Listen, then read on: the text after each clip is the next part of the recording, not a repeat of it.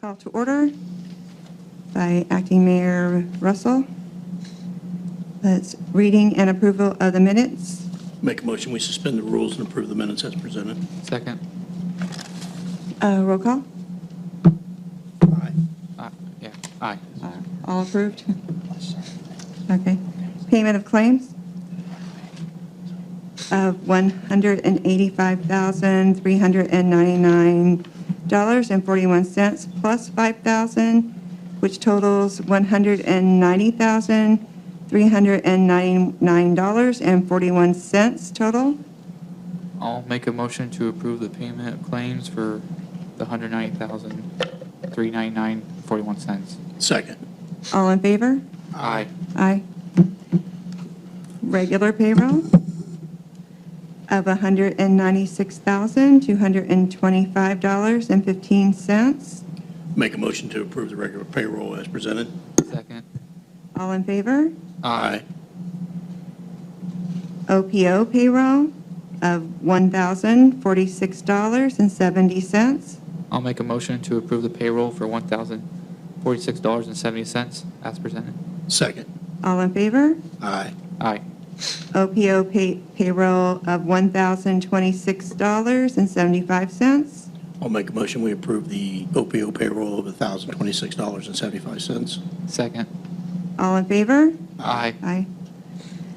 OPO payroll of $2,060.33. I'll make a motion to approve the OPO payroll for $2,060.33. Second.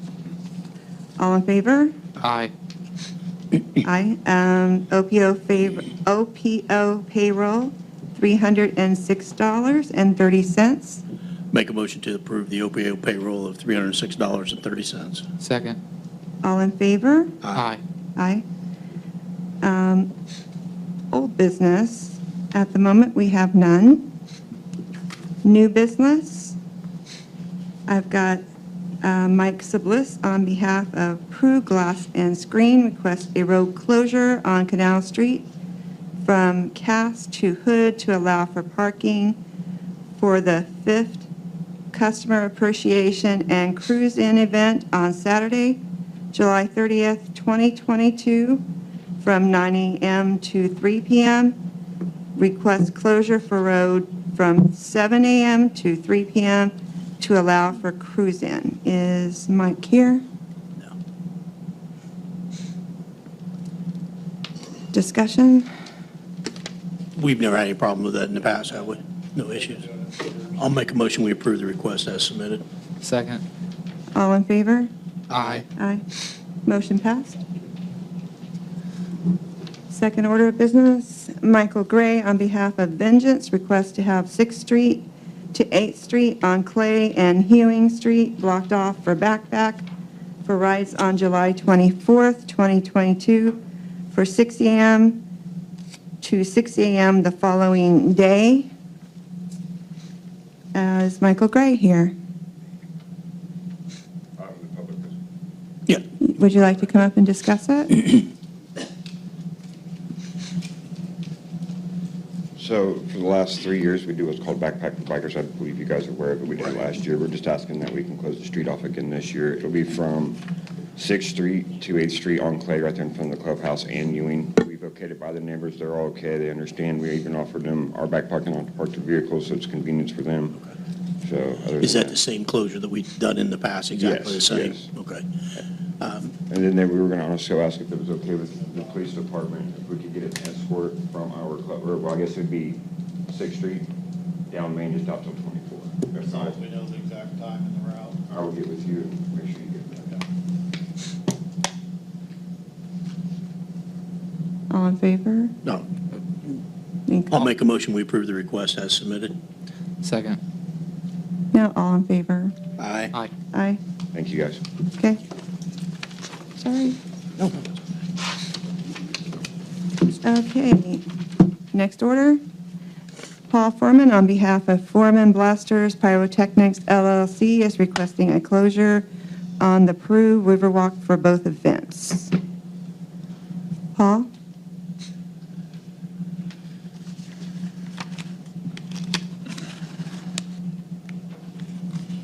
clarification, there's two separate events that we're going to be doing fireworks this year. July 1st, we'll be at West City Park for the Cal Ripken Championship game. That will be the Riverwalk closure.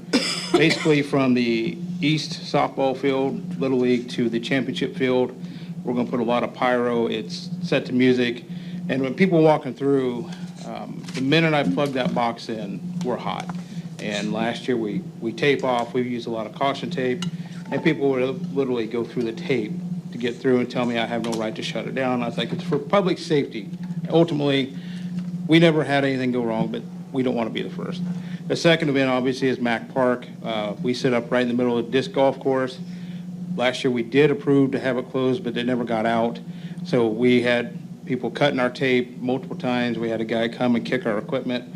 And just, it causes confrontation that doesn't need to be had. It can make someone a bad day. And again, once we start, there's no turning back, so. When you say never got out, the barricades or something? No, yeah, no one knew there was no signage or anything. So if we could get some kind of signage that at 3 o'clock on July 4th, disc course will be closed or something to back up. So if they come up there and, they go through my tape, they go through the barricade, then we can contact law enforcement and get them off the field.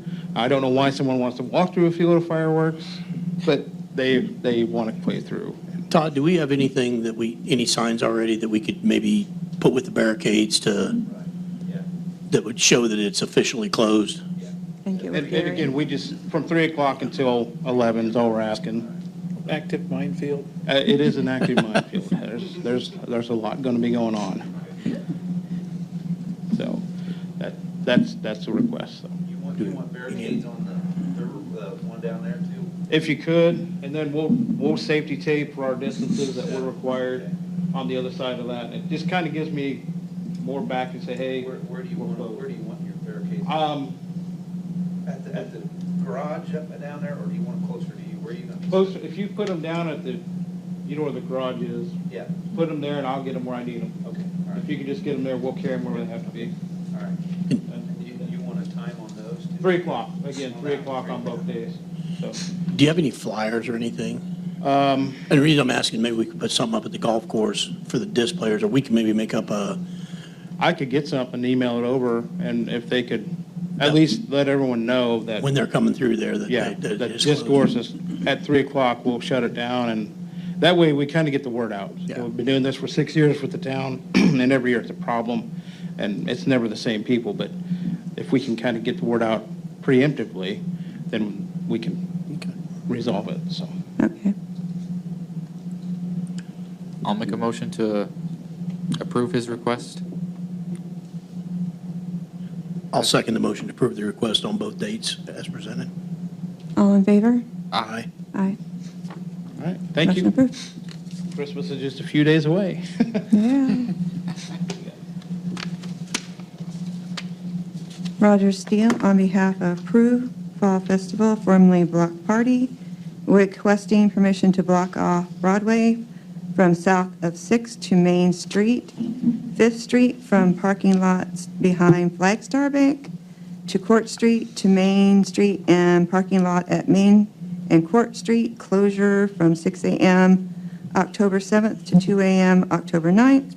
Also need electric and water hookups for vendors and food concessions. You must be Roger.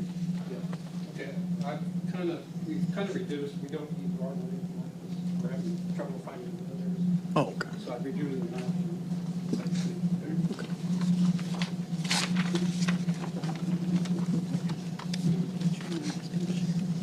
We're raising money for the disabled American veterans and Peru Honor Guard. The block party is no more than people all kind of retired, and me and my granddaughter took it over. We're trying to move it to more of a family-oriented thing.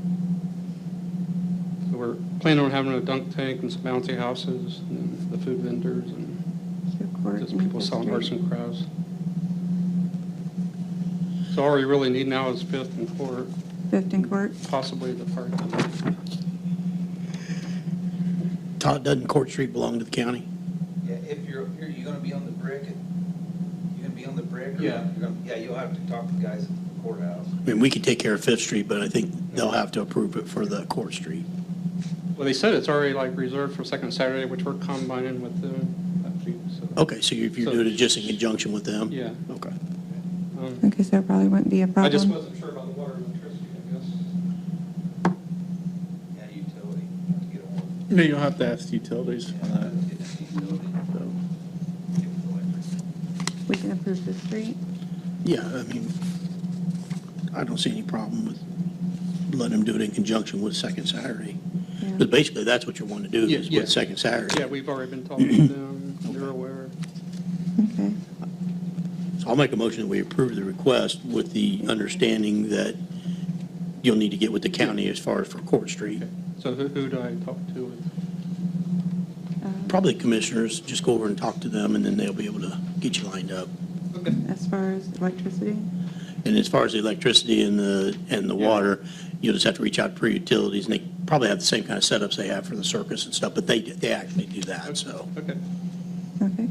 Okay, I'll second that motion. All in favor? Aye. Aye. If you have any problems getting hold of somebody, get back with us and we'll help you. Okay.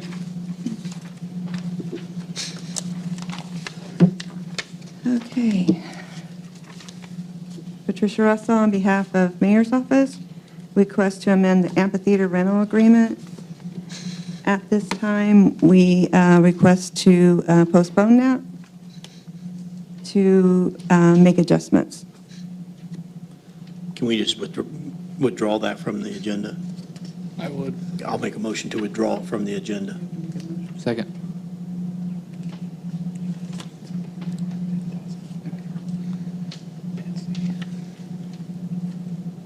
Chief Safianos on behalf, we need to vote? Oh, sorry. Second, all in favor? Aye. Aye. Now, Chief Safianos, on behalf of the Police Department, request to approve Jonathan Cruz and James Armstrong as probationary officers.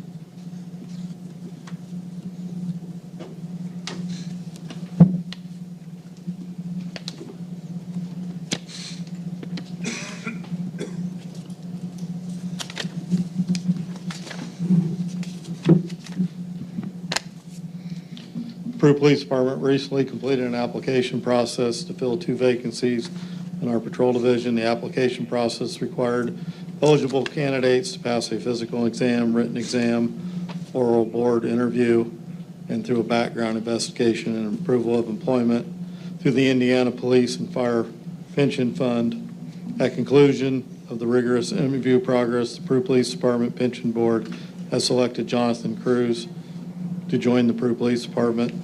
Mr. Cruz is a 2014 graduate of Logansport High School and resides in Cass County. He has previous law enforcement-related experience from his employment at the Cass County Sheriff's Office and is currently employed as a sergeant at the Miami Correctional Facility. It is the opinion of the Pension Board that Mr. Cruz's background and experience that he will represent the City of Peru and the Peru Police Department in a professional manner. It is within the recommendation of the Peru Police Department Pension Board that I submit Jonathan Cruz for consideration for employment with the approval of the Board of Works. Mr. Cruz will begin his employment July 11th, 2022. I'll make a motion to approve the hiring of Mr. Cruz to the Peru Police Department. Second. All in favor? Aye. Aye. Motion approved. The second candidate is James Armstrong. The Peru Police Department recently completed his background investigation. He passed all the same as the first candidate. Mr. Armstrong is a 2007 graduate of Peru High School. He resides in Miami County with his wife and 4 children. He has previous law enforcement experience from his employment at Miami Correctional Facility and is currently employed as a transport officer at the Miami County Sheriff's Office. It is the opinion of the Pension Board and Mr. Armstrong's background and experience that he will represent the City of Peru and the Police Department in a professional manner. It is with that recommendation of the Peru Police Department Pension Board that I submit James Armstrong for consideration of employment With your approval, Mr. Armstrong will begin his employment July 11th, 2022 of this year. I'll make a motion to approve the hiring of James Armstrong for, as a probationary officer. Second. All in favor? Aye. Aye. Motion approved.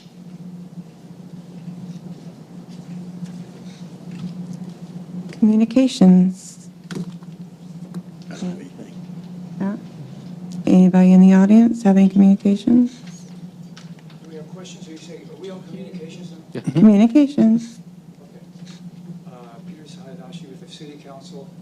I met this gentleman here today, Wes Miller, and he shared his story with me.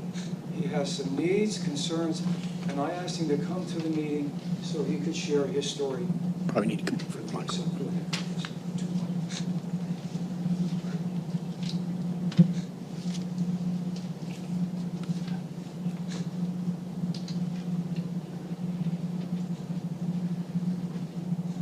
Thank you. In December, we were notified 3 months before our lease was up that we're being evicted from our home that we own in a trailer park where everyone now lives in rental trailers. They gave us a paper that was made by their office, not by the state of Indiana. And I was told that a real eviction notice came from the sheriff's office. So they handed me a piece of paper that just said 3-day notice of eviction. And then underneath of it said, please leave your dwelling as fast as possible. And we said, well, we're not leaving. This is our house. We own it. They can't just throw us in the street. So 2 months later, we got a 3-day notice and a 30-day notice just telling us the same thing, vacate our property, get off the property as soon as possible. And I'm like, well, why would we have to leave? We own our property. So then they had the sheriff's deliver a paper.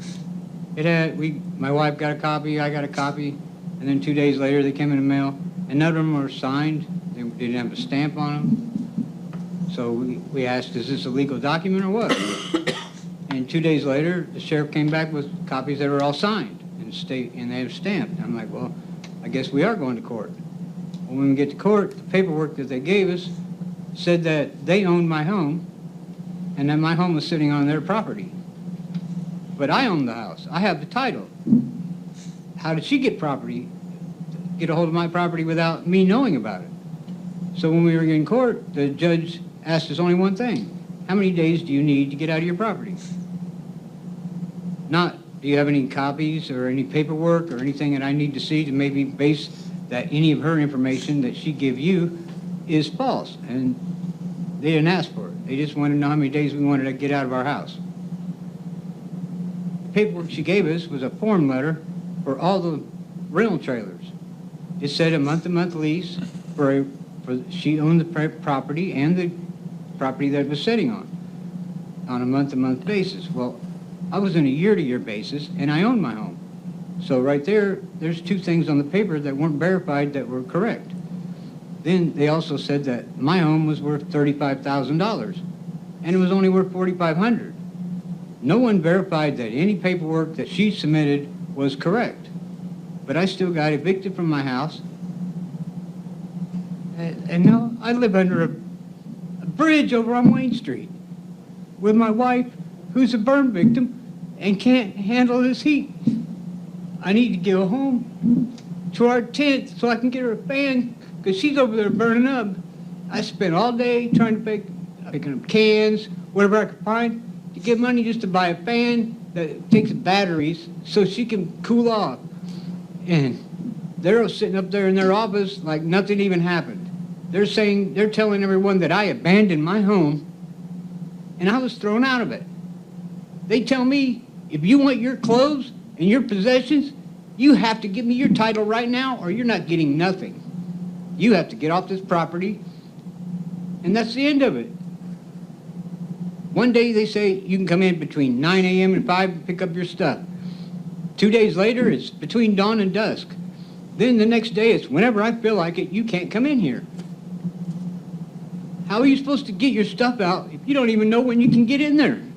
And it's your own home. What trailer park is it? It used to be the plaza. Okay. Now it's Wabash Flats. It's more like a disaster area.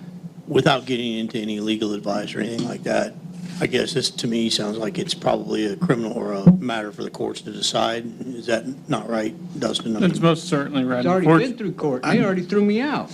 but well, it'd be the a courts- civil matter. The I called courts, the Attorney General. He told me there's nothing they can do about it because I have to notify them before it happens. How do you know when you're going to be thrown out of your home? To But- tell them that you're going to be thrown out so they can do something. But we would have no control. Right, but he Over. says, not him personally, the lady on the phone said, I have to know before they evict me that information so I can notify them to get some help from them. How do you know you're going to be evicted? They told me that I owed them $951 in back lot rent. When I went to court, I was up to date. They said I owed them $961. They gave us $600 back in court. Who would do that? But- You went to court, one person wants to get their money back. Why would they give the person Sure. the money back to them? That's why you came to court to get your money. But this board, we I would, understand. we would have absolutely no recourse I know. whatsoever for You you. just asked me to come and let you know what's going on in Sure. town. There's hundreds of people running around trying to figure out the same thing I am. I'm sure What are they going to there's, do tomorrow? I'm sure there's some legal aid out there that's available, that you can reach out to through the state of Indiana. We've been trying. I There's bless shelters. everybody for all their help. Have you checked with the Emmaus mission over in Logansport for you and your wife to maybe get so she can get out to They've eat? suggested we get there's a housing development there for people over 55. But I'm saying they've offered us to go there, but they told us we had to get rid of our dogs. Okay. So it's like, we've already put one to sleep because we couldn't take her with us. All because we got thrown out of our house. We had to put her dog to sleep. She didn't have nothing to do with it. Now they want to get rid of our other dogs, just so we can go inside of a house. I told him today, I'd sleep in the damn shed today if I could get my wife out of the fucking tent. But it sounds like, whether you want to do it or not, it sounds like there is an option to get her into a home if Right. you get rid of the dogs, but, I mean, The dogs, You can they turn got them maybe a in. year left, and they're going to be dead anyway. You can But I turn don't them in wanna- at the dog pound. Excuse me, ma'am? You can turn them in up at the dog pound. I don't want to turn my dogs in. okay. I've had them for 7 years. They're brothers. We can take I them. understand. I understand. Everybody's saying, well, just get rid of your dogs. It's I know not it's that not, simple. I know it's not, but It's like saying, here, take one of your kids. How do you pick which one? I know it's not They were easy. telling me you can keep one, get rid of the other.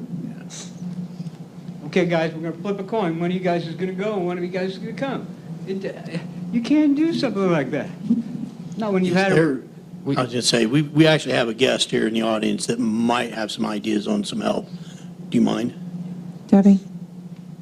So, I know with the dog, I'm Debbie Walling from United Way, and I know with the dog situation, if we can find somebody to adopt your dog, just why we can get you in the shelter for a That's what while. I'm saying to her, that it might not have 6 months, maybe 5 months left to live. It's like, cut them, get rid of them. By the time they go back to get them, they're not live anymore, because they were almost ready to go anyway. I understand, everybody's trying to do what they can, and I'm not trying to put roadblocks up, but I just don't want to get rid of the dogs. I told my wife, if they offer you a place to stay, then take it, because you need to get out of there. Okay, then I let's just talk do- about that. Let's talk about your wife, and if she needs air, because Yes, of the way very we're badly. breathing. Let's talk about putting her up in the Emmaus house in Logansport. So there is a homeless shelter in Logansport that we could put her up in, or maybe even Kokomo. Excuse me, can I get a napkin? You got anything? So I'm gonna give you this piece of paper. And my office is just right around the corner here. This here. Okay. Brothers and sisters. Okay, this is the Emmaus house, and we could call this number tomorrow. Here's a pen. And let's, He needs to type that out. so this is the Emmaus house, and it's in Logansport. We could call this number right here and see about getting her in the shelter, so that way she can be where it's air conditioned. Okay? And if we can't get her there, we could get her over here in one of these in Kokomo, right? So I'm gonna actually give you my phone number.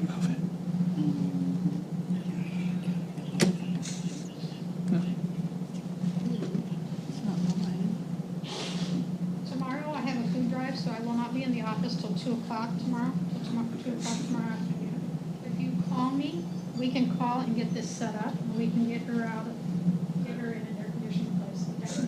We can do that. Okay. The other thing is, there's some resources in the community that if you call, where you can get access to food. Have you been doing that? Here, and here, and here? Okay. Okay. Tomorrow I have a mobile food drive. I'll bring you some food. Where are you at? Is it down by, which side, east or west side? East of Smitty's? Okay. The bake shop? Okay, am I turned up? Okay, I'll bring you some food tomorrow. I'll bring you some food tomorrow. Okay, I'll bring you some food tomorrow. It'll be after 2 o'clock, okay? I'll bring some food to you tomorrow. These are the places you can go for food pantries to get food during the week, okay? Those. And then here's who you're gonna call to get her in a shelter. If you call me tomorrow, we can set it up and get her in the shelter, okay? All right? And if you change your mind and we can decide you wanna go, we can get somebody to adopt your dogs so you get out and you can get back on your feet, okay? All right? And do you have a survival backpacks? Did anybody give you the backpacks that have the sleeping bags and stuff in it? Okay, here's one. And if you call me tomorrow, I'll get you another one. Inside here, there's a sleeping bag, there's a tarp, there's toiletries, and some socks in it, okay? And if we talk tomorrow, I'll get you another one, and you'll have 2 sleeping bags, okay? And you can use the tarp to put down on the ground, okay? Or you can use it as shelter. You have a tent? Okay, all right? Thank you. Good luck. Good luck.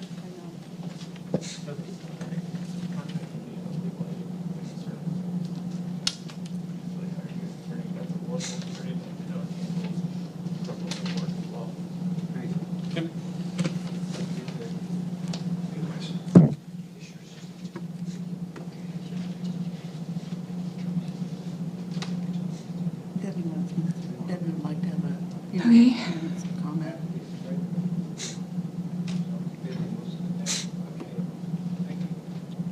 Thanks, David. Anybody else? Any more communications? I say we are up. Debbie's coming up. Debbie? Sorry. That's okay. So I just want to give a little bit more about our resources in the community. So with the help of Sandy Chittum, we do a 2-on-1 resource guide for Miami County. And I left one with Matthew, and he's going to update your website so that people can go to your website and see the new resources. It's on Sandy's, the Miami County Chamber of Commerce website. It's on our website, and it has all the resources for Miami County, so people in the community can actually see the resources. Okay. And then also the Chamber of Commerce made some new stickers, window stickers, static clings that you can put in your businesses. So if there's any businesses in Miami County that needs these, they can put them in their doors. I gave 2 to Matthew or to Dan. You can put on the doors here at City Hall. Anybody else that wants these to put in your doors, we can put those up. There's a QR code on there that you can use your phone to scan it, and it'll give you all the resources that are available that's actually in the 2-on-1 guide. And also, I wanted to leave this with you guys. It's an updated resource. It's the front and back that I just gave him. Okay.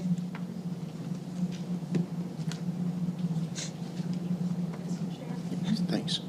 It has Helping Hands, Salvation Army, it has St. Vincent de Paul, it has my office, has Area 5, anybody that locally you want to refer any resources to the community. And then also on the back, it has all the shelters within 60 miles that we want to refer, like we just did refer to this gentleman.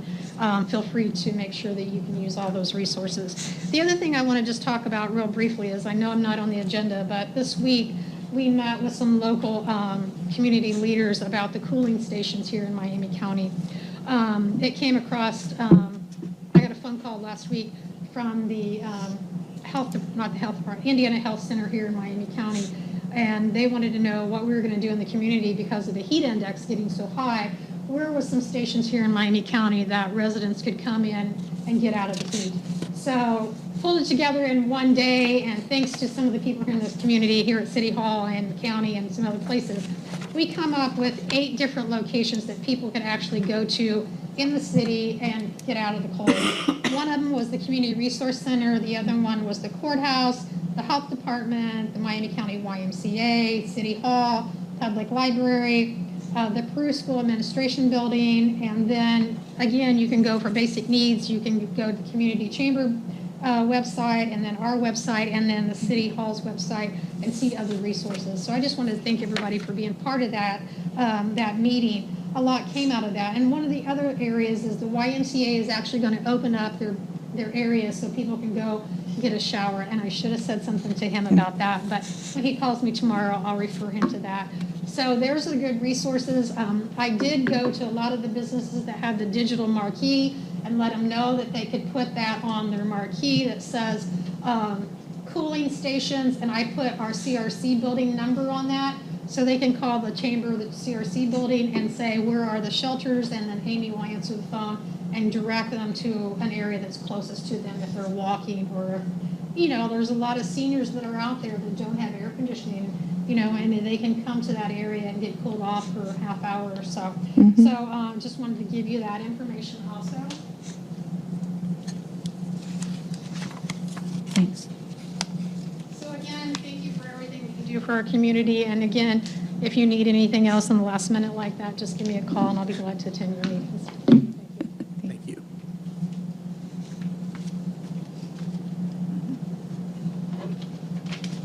I think now we are up for adjournment. Make a motion, we adjourn. Second. All in favor? Aye. Aye.